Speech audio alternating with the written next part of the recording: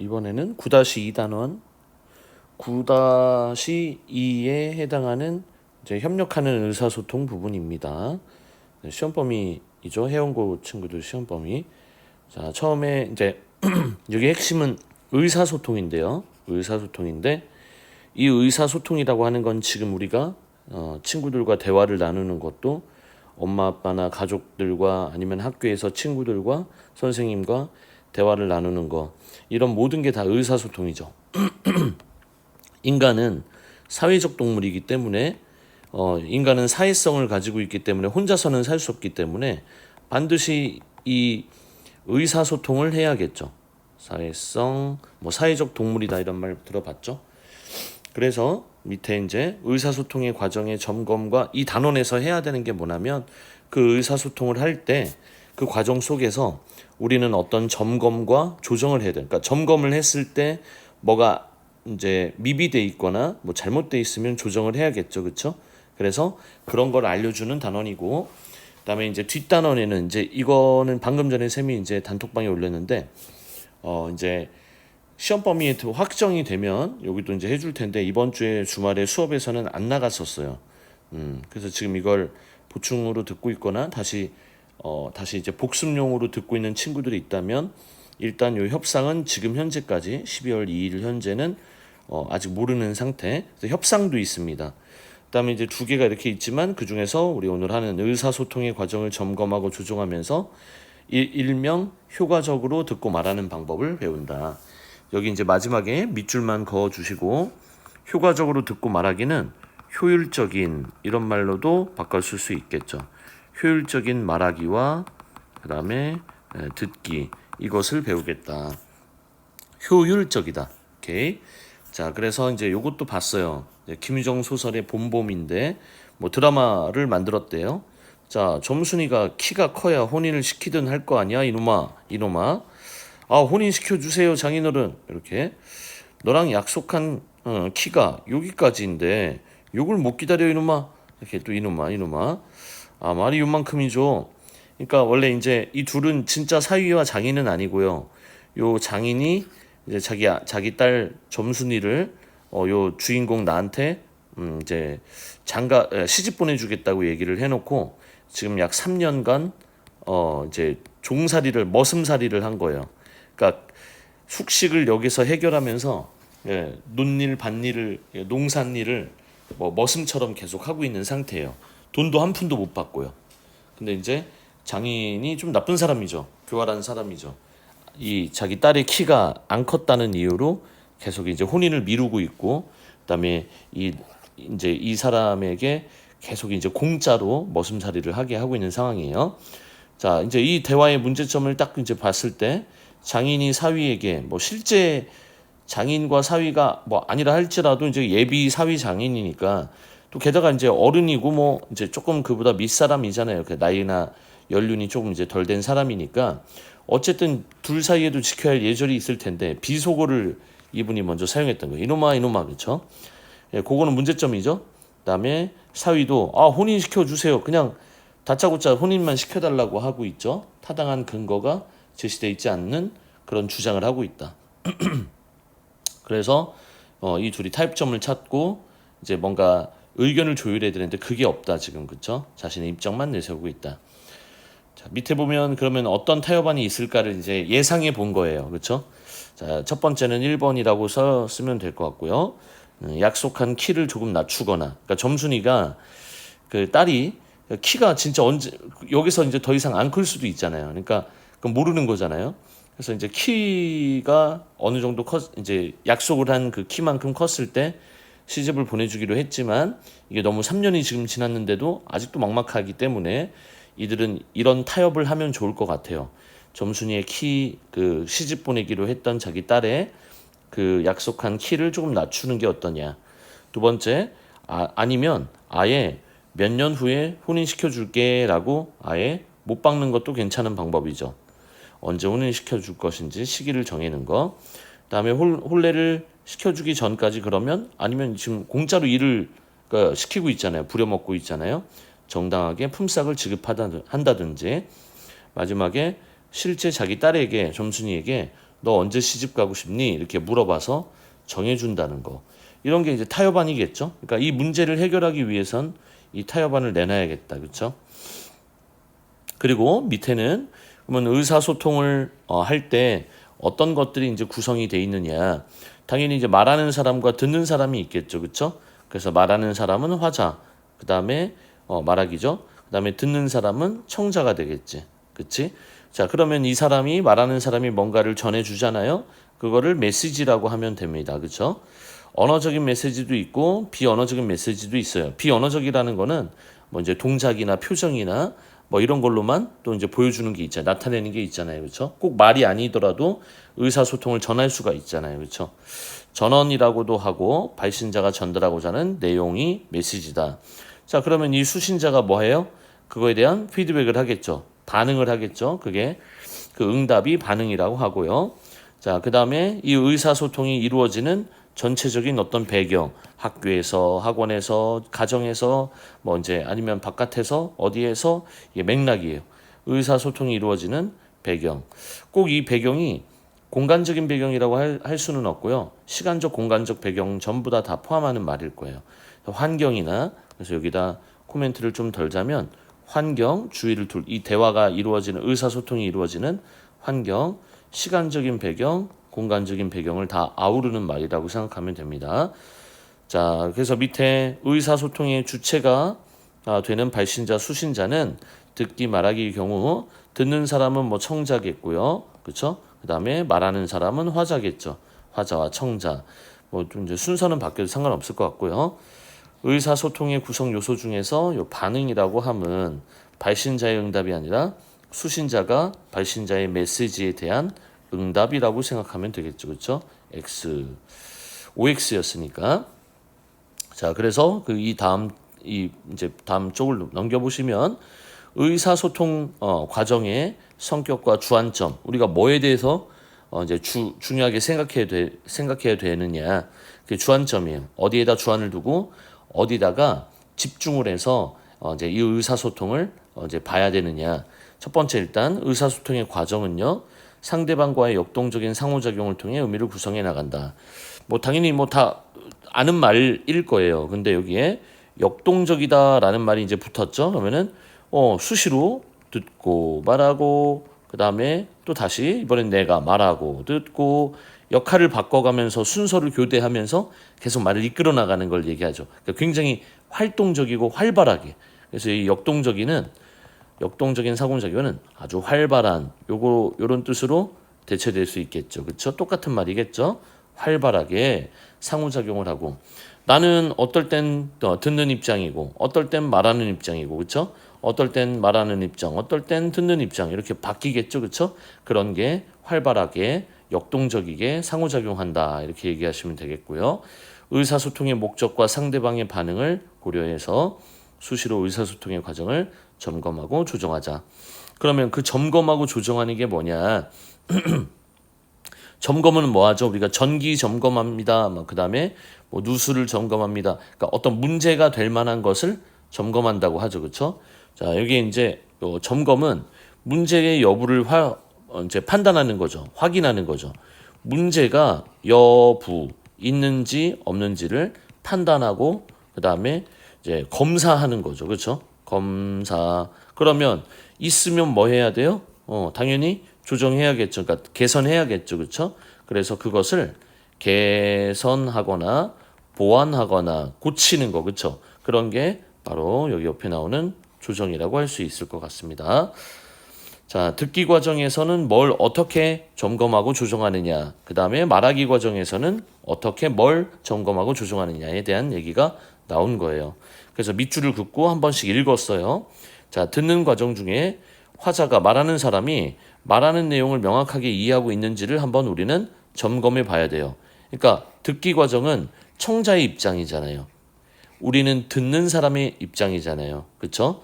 들을 때 나에 대한 점검을 하기도 하지만 이 나에게 말을 전달해 주고 있는 그 화자가 제대로 이해하고 말을 하는 건지를 살피는 것도 청자가 해야 할 점검인 거예요. 듣기 과정에 이해됐죠? 숨겨진 의미를 적절히 추론하고 있는가? 자, 내가 들었어요. 이제 뒤에도 나오겠지만 교실에 있어요. 교실이 있는데 이제 친구가 이제 문을 안 닫고 들어왔어요. 문을 안 닫음. 요즘 같은 날씨에 문을 안 닫으면 춥겠죠, 그렇죠? 그래서 내가 이거 반대로 얘기하겠다. 난 듣는 입장이어야 되니까 내가 문을 안 닫고 교실로 들어왔어요. 그랬더니 친구가 좀 춥지 않니? 이렇게 얘기를 했어요. 야, 좀 춥지 않아? 그러니까 친구의 입장에서는 어떤 의미였냐면 이제 진짜 춥지 않냐? 이렇게 물어본 게 아니라 추우니까 너가 지금 문을 안 닫고 왔으니까 문 좀 닫으라는 얘기잖아요. 문 닫아. 그렇죠? 근데 나는 그것도 못 알아듣고 오늘 좀 춥네 하고 그냥 자리에 앉았대요. 그러니까 말이 이상하죠. 그러니까 상황이 이제 조금 어색해졌죠. 친구도 기분 나빴을 거고요. 나는 오히려 그걸 몰라서 좀 바보같이 친구와의 관계가 좀 나빠졌을 확률이 높아요. 그러니까 말을 들을 때에는 그 말하는 사람이 혹시라도 어떤 숨겨진 의미를 담아서 얘기하는 경우가 있거든요. 당연히 많잖아요. 우리는 그런 걸 적절히 추론하고 있는가를 우리는 점검해 봐야만 합니다. 발언의 내용이나 방식의 적절성을 올바로 평가하고 있는가. 그 사람이 상대방이 말한 내용이나 말한 방식이 적절한지 아닌지를 내가 평가를 했을 거 아니에요. 야, 나한테 좀 심한 말을 한 거 아니야? 야, 좀 예의에 어긋나는 말 아니야? 근데 그게 바로 평가가 제대로 된 건지 또 확인을 해야 돼요. 점검을 해봐야 돼요. 그렇죠? 주관적일 수 있잖아요. 그렇죠? 다른 사람이 보기에는 멀쩡한 건데 제대로 된 발언인데 나만 그렇게 생각할 수 있잖아요. 그러니까 올바로 평가하고 있는가를 고민을 해봐야 될 것 같습니다. 마지막으로 화자의 말에 공감하거나 감동하면서 듣고 있는가. 감동까지는 조금 오버라고 생각할 수도 있잖아요. 근데 이제 그 공감이라는 건 좀 중요하잖아요. 그렇죠? 그 친구가 이제 나의 말에 공감하고 감동하고 있는지, 내가 이제 화자의 말에 공감하고 감동하고 있는지, 감동까지는 아니어도 공감하고 있는지. 자, 말하기 과정은 이제 말하기 과정 속에서 말하기의 목적과 상황에 맞는 건지, 그다음에 언어적 표현 외에도 준언어적 표현, 비언어적인 표현, 보조자료를 적절히 활용하고 있는지, 의도한 바가 청자에게 바르게 전달되고 있는지. 이게 무슨 말이냐면 말을 할 때 이제 내가 말하는 입장에서의 과정 중에 점검을 하는 거잖아요. 그렇죠?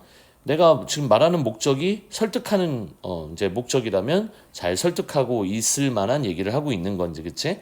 그다음에 내가 어떤 상황이 이제 친구에게 용기를 주는 상황이어야 되는데 그런 용기를 주는 상황에 맞는 말하기를 하고 있는 거지. 당연하잖아요, 그렇죠?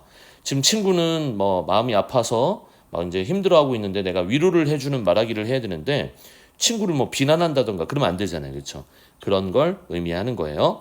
자, 여기 준언어적인 표현이 뭐냐면 이제 비와 준이 있잖아요, 그렇죠? 비는 진짜 아닐 비자예요, 그렇죠? 그러니까 아니다라는 뜻이잖아요. 그래서 말 말고 언어가 아닌 다른 것으로 상대방에게 뭔가를 표현하는 거 있죠. 예를 들어서 표정을 막 이제 우리가 표정으로 말을 하잖아요, 그렇죠? 손짓과 발짓이 있잖아요. 이게 무슨 말이냐면 이 손짓, 발짓, 표정으로 상대방에게 내 의사를 전달하잖아요, 그렇죠? 그다음에 준언어적인 표현은 그 반대로 말과 관련된 거, 말의 빠르기라던가 친구에게 내가 이제 다급함을 알려주려면 말 빠르게 해야 되겠죠, 그렇죠? 위로를 해주려면 천천히 얘기해 줘야겠죠.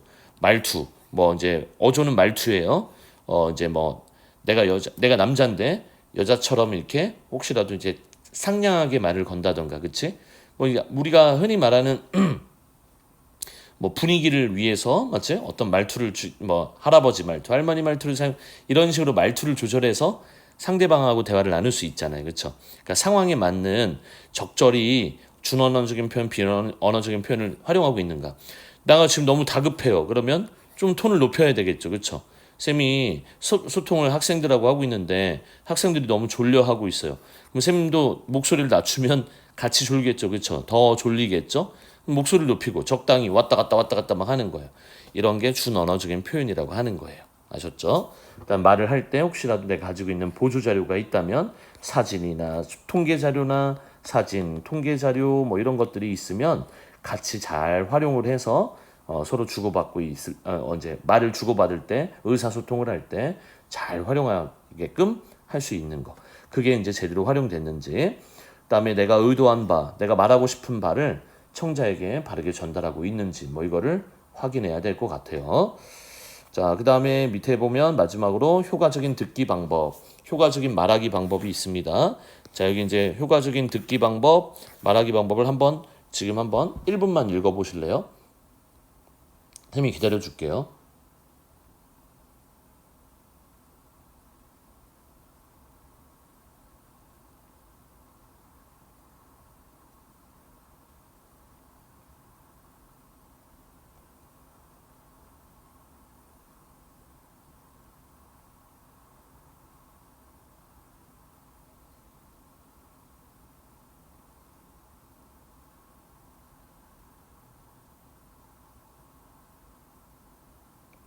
자, 한번 쭉 읽어보시면서 그 다음에 특히 여기 상황과 맥락을 고려하며 말한다 할 때 맥락은 이제 그 대화를 하고 말을 할 때 그 말을 하는 그런 주변의 환경 뭐 이제 예를 들어 내 앞에서 말을 듣고 있는 청자를 고려도 하고 그다음에 내가 어떤 걸 통해서 이제 말을 할 것인지 매체 그러니까 매체는 뭐 이제 그 다양하게 얘기할 수 있는데 내가 이거를 뭐 이제 학급 문집을 통해서 뭐 이제 학생 내 뭐 이제 친구들에게 전달하는 거 뭐 이런 것도 이제 그 학급 문집이라는 매체가 있고 뭐 신문 사설이나 칼럼을 통해서 전달하는 거 대신 얘네들은 이제 말하기는 맞지만 이제 글을 통해서 전달하니까 조금 그런 특수성이 있고 여기서 맥락은 뭐 이제 글의 목적이나 그러니까 말하기의 목적이나 말하기의 주제에 맞는 우리가 말을 할 수 있느냐 그런 걸 의미하는 거니까 네, 효과적인 말하기 방법과 듣기 방법을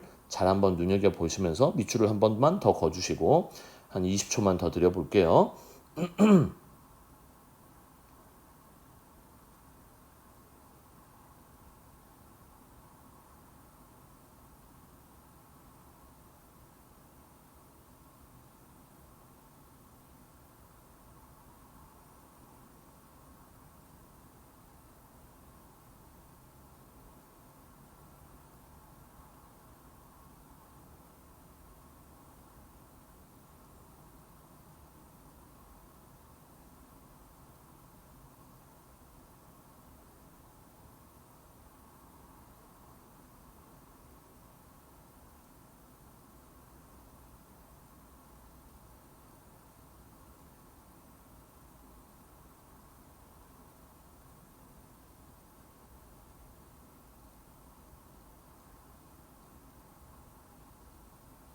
자, 볼게요. 이제 뒤로 넘어가 볼게요.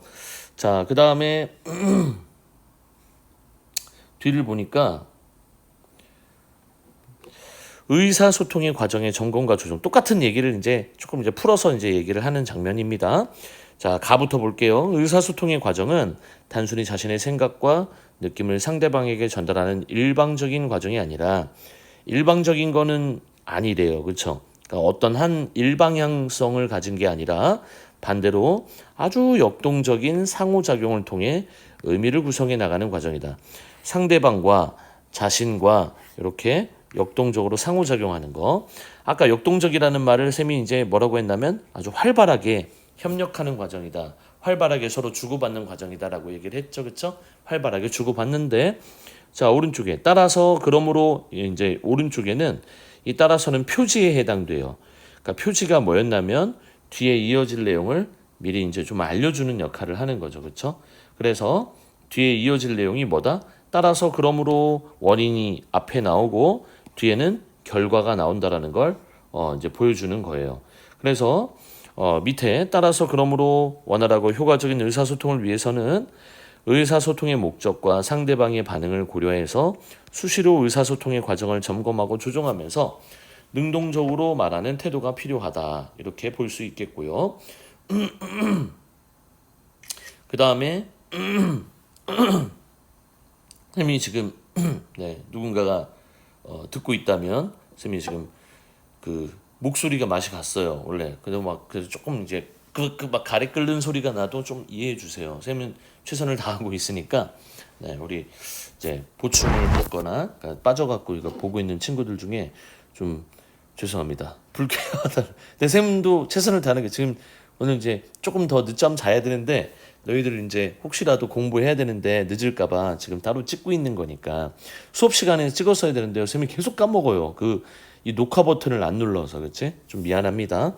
자, 그래서 좀 이해해 주시고 쌤도 노력하고 있으니까 능동적으로 말하는 태도가 필요하다. 근데 이게 핵심이 뭐냐면 이 말이 어렵지는 않아요. 그러니까 우리가 의사소통을 할 때 내가 왜 지금 이 의사소통을 하고 있는 목적과 그다음에 내가 이걸 의사소통을 했을 때 상대방은 어떤 반응을 보여있는지, 그치? 그거를 우리가 생각 안 할 수가 없죠. 그러니까 상대방이 뭐라고 생각하든 어떤 느낌을 갖든 아무 상관없이 그냥 내 할 말만 하는 거는 말이 안 되잖아요. 그렇죠? 그래서 우리는 능동적으로 듣고 말하는 태도가 필요한 거예요. 능동적인 건 수동적의 반대말이에요. 그러면 능동적이라는 말에 뭐가 들어가냐면 적극적으로 내가 필요에 의해서 내가 적극적으로 그 다음에 누군가에게 시켜서 억지로 하는 게 아니에요. 억지로 싫어서 이런 거는 아니죠. 그렇죠? 그 다음에 내가 좀 더 적극적이고 그 다음에 좀 더 이제 다른 것을 더 많이 이제 고려해 보고 더 많은 것을 해보려고 하고 그치? 그래서 말이 갑자기 생각이 안 나는데요. 적극적이고 그 다음에 내가 필요에 의해서 내가 즐거워서 뭐 즐겁다까지는 아니어도 내가 스스로 내가 필요에 의해서 하는 거를 능동적이라고 하는 거예요. 그렇죠? 그래서 이거를 과정을 이 의사소통의 과정을 점검하고 조정하고 뭐 이러는 과정이 있으면 있을수록 우리는 좀 더 원활하게 상대방하고 의사소통을 할 수 있겠죠. 자, 그래서 우리가 아까 앞에서 나온 게 그대로 나왔어요. 아까 앞에서 정리할 때 봤잖아요. 먼저 듣기 과정에서 이제 청자의 입장입니다. 화자가 말하는 내용을 명확하게 이해하고 있는지 아까 쌤하고 봤던 거 맞죠? 그렇죠? 뭘 점검합니까, 선생님? 내 앞에서 말하고 있는 사람이 그 사람이 자기가 말하고 있는 걸 잘 이해하고 있는 걸까? 이거를 조정하는 거죠. 그다음에 점검하고 조정하는 거죠. 명확하게 이해 못하고 있다면 이해하게끔 해줘야죠. 그렇죠? 잠깐 미안한데 내가 말하는 건 이런 거야. 그래서 이거에 대해서 얘기해 줄 수 있겠어? 그러니까 이해하고 있지 못하다면 조정해야 되잖아요. 그렇죠? 이해했죠? 점검이 잘 했는데 잘하고 있어. 그러면 조정까지는 필요 없겠죠. 그렇죠? 숨겨진 의미를 적절히 추론하고 있는지. 이건 나에 대한 사항이에요. 그렇죠? 제가 말하는 게 이렇게 날씨가 춥지 않니? 진짜 날씨 물어본 건가? 아니면은 나한테 문 좀 닫아달라고 하는 거였구나. 추론하고 있는 건지를 판단해야겠죠. 그러니까 점검해봐야겠죠. 내가 지금 상대방의 말을 제대로 이해하고 있는 건지 혹시 숨겨진 의미가 있다면 그걸 제대로 추론하고 있는 건지 발언의 내용이나 방식의 적절성을 올바로 평가하고 있는지 내가 이제 저 친구가 발언한 거 상대방이 발언한 내용을 이제 적절하게 올바르게 평가를 하고 있는지 없는지 화자의 말에 공감하거나 감동하며 듣고 있는지 뭐 이렇게 아까 우리 공감은 이해가 되는데 좀 이제 감동까지는 조금 아니었잖아요. 그렇죠? 그러니까 감동이라는 말은 우리가 뭐든지 감동할 수는 없겠지만 이제 이제 좀 그 사람의 이제 마인드에서 그 사람의 어떤 입장에서 이제 우리가 좀 들어주고 그다음에 그 사람의 어떤 마음을 좀 헤아릴 수 있는 그런 태도로 들어주는 게 맞다라고 하니까 꼭 감동이 아니어도 괜찮지만 되도록이면 공감해 주는 게 맞잖아요. 그렇죠? 그래서 공감하며 듣지 않고 있거나 혹은 아무런 이제 감정 없이 듣고 있다면 우리는 좀 잘못하고 있는 거죠. 그렇죠? 그래서 이것도 점검을 해봐야 된다.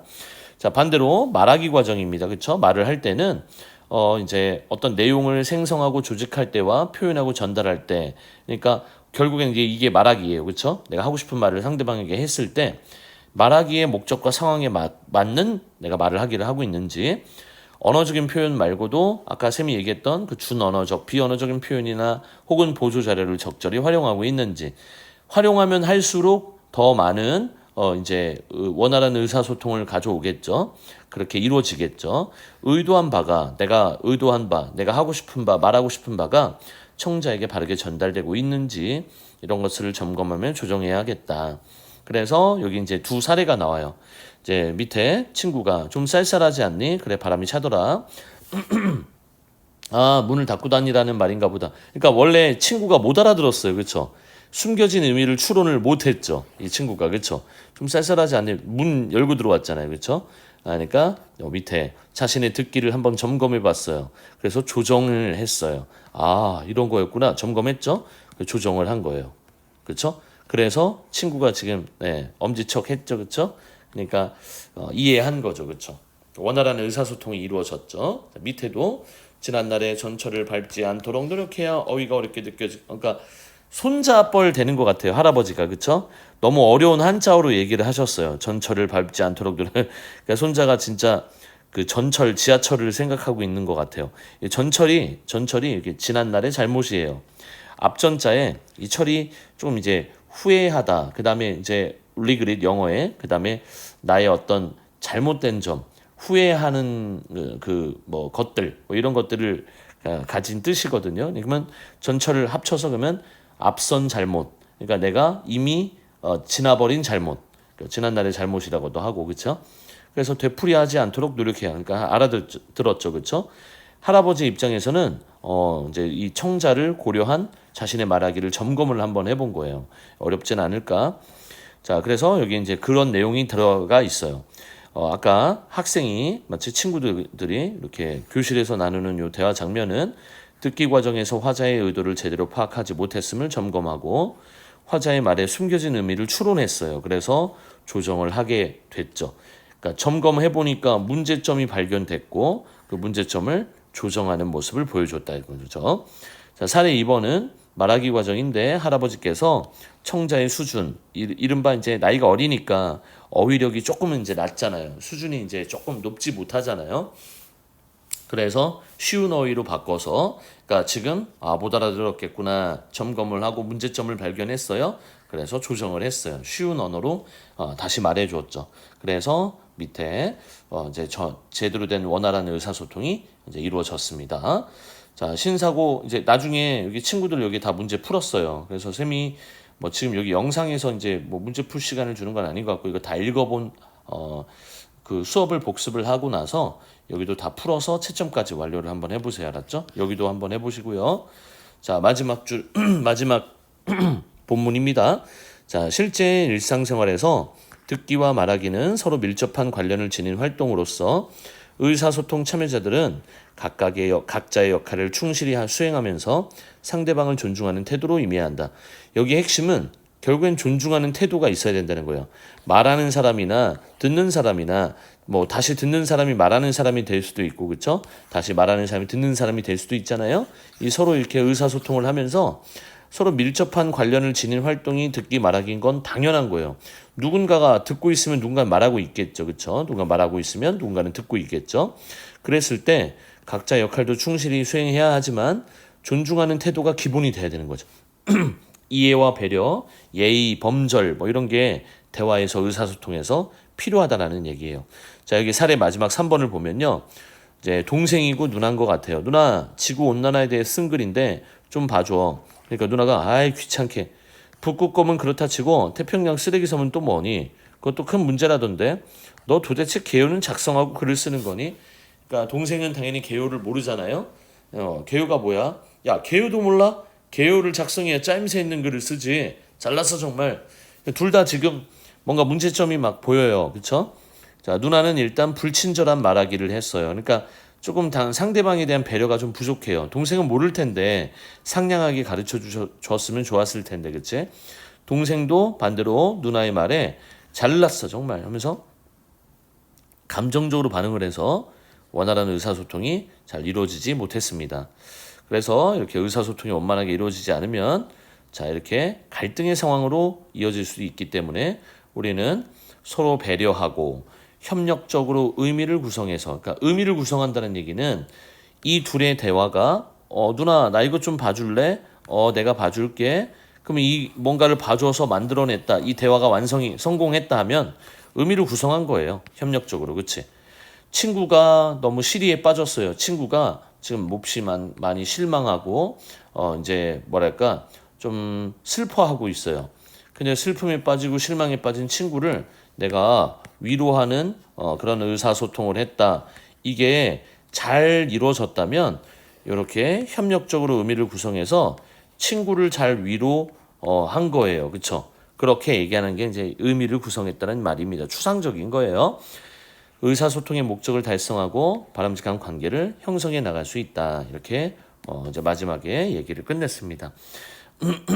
배려하는 게 제일 중요한 거죠. 그렇죠? 그리고 밑에 요거는 뭐냐면 그러면 의사소통이 왜 중요하냐 이거예요.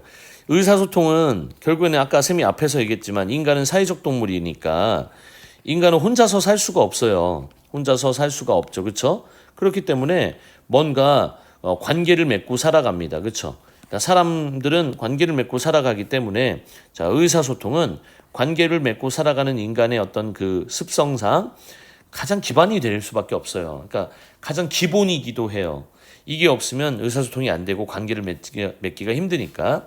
그다음에 이 의사소통이 긍정적인 의사소통이 이루어졌을 경우에 자아의 개념 형성에도 영향을 미친대요. 자아가 뭐냐면 일종의 그 사람의 정신 건강이죠. 바람직한 의사소통을 많이 한 친구들은 그런 긍정적인 의사소통으로 이제 뭐 살아온 이제 사람들은 자아도 아주 건강할 거예요. 그렇죠? 그러니까 똑바로 우리가 정신 똑바로 박혀 있다죠. 그렇죠? 여기도 똑같은 말인데 그런 걸 통해서 우리가 사람과 사람 사이의 관계가 이렇게 의사소통을 어떻게 하느냐에 따라 부정적으로 변할 수도 있고 긍정적으로 뭐 만들어질 수도 있다. 오케이. 자, 그다음에 밑에 바람직한 의사소통 참여 자세. 그러면 우리는 어떻게 참여하면 됩니까? 마지막입니다. 어느 한쪽의 일방적인 주도로 의사소통이 이루어지는 건 아니다라고 생각해야 돼요. 그러니까 우리도 1대1의 관계 속에서 그치? 누군가의 주도로 이루어지는 건 바람직하지 못하다. 알았죠? 모두 자신의 역할을 인식하고 청자는 청자답게 화자는 화자답게 자신의 역할에서 최선을 다해서 적극적으로 참여해야 하고요. 바람직한 관계 형성을 위해서라도 서로를 존중하고 그다음에 지켜야 할 예절을 지켜야 하는 게 필요하겠죠. 혹시라도 사소한 오해를 이제 갖게 되고 그 오해가 심각한 갈등이 되기도 하니까 우리는 조금만 더 그럼 계속 똑같은 말이죠. 그렇죠? 이해하고 배려하는 마음이 의사소통에서 필요하다. 이렇게 볼 수 있겠습니다. 그래서 뒤에 여기도 문제를 꼭 좀 풀어보셔야 되겠고 지금 현재 12월 2일 월요일 아침이거든요. 만약에 시험 범위가 더 추가되면 이제 또 이제 쌤하고 같이 어차피 다음 주에 수업을 한 번 더 해야 되기 때문에 직전 수업 빼고도 한 번 더 수업이 있기 때문에 그때 또 얘기하도록 합시다. 자, 힘내시고 오늘 하루도 힘내시고 자, 좀만 더 고생합시다.